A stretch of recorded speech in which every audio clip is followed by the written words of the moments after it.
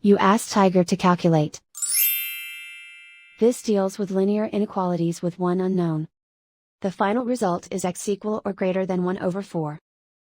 Let's solve it step by step. Group all x terms on the left side of the inequality. Add 3x to both sides.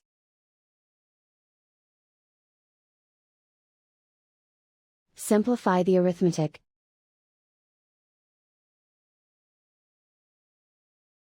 Group like terms.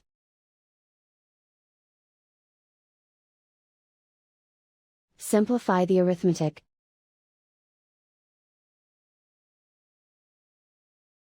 Isolate the x.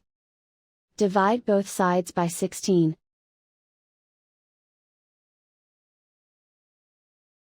Simplify the fraction.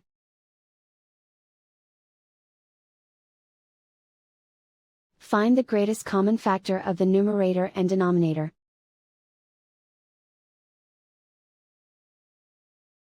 Factor out and cancel the greatest common factor.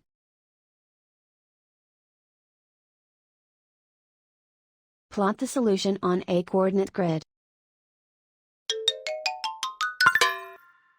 And so the final result is x equal or greater than 1/4.